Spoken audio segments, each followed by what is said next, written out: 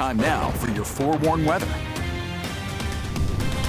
Welcome back, everybody. If you live in Salt Lake or a lot of places in northern Utah, you may have woken up to a scene like this. This was sent in from Drew, one of our directors, showing those snow flurries rolling over Salt Lake earlier today.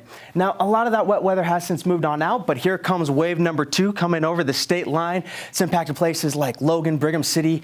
Just a few flurries, nothing too wild, but we could see that impact places like Tooele and Salt Lake again here fairly soon. Temperatures right now are about around or below freezing across the state. Lake Powell and St. George still above freezing, 44 degrees down there in St. George. We have 20s in the south, 30s in the north, but we'll join the 20s club here soon enough. By midnight, we'll be right around 26 degrees with mostly cloudy skies. Those clouds are going to hold on for quite some time into the early morning hours, and those 20s are going to hold on too all the way into 10 o'clock in the morning.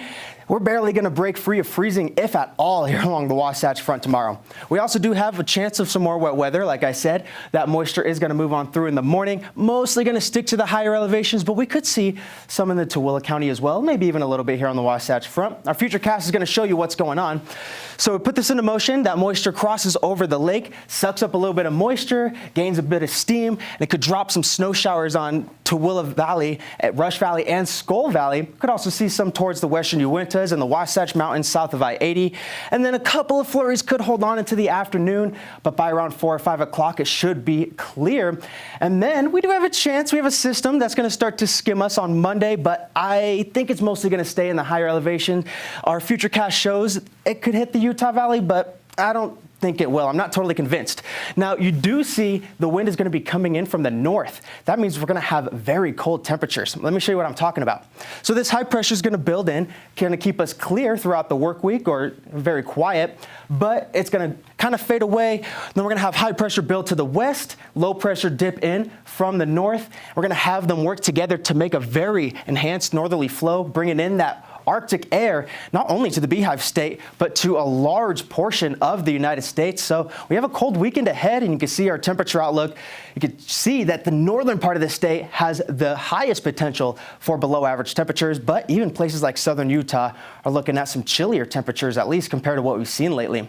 So like I said, tomorrow, a lot of us barely breaking free of freezing, if at all. We have fairly cloudy skies in the north, decreasing cloud cover as you move southward. Okay, let's punch this in so that you can find your city.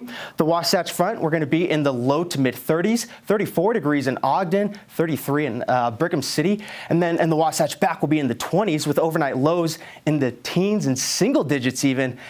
Now, central Utah, less chance for that precipitation, mostly cloudy skies. The temperatures are staying cold, 20s in the higher elevations, 30s in the valleys, 40 degrees for Green River.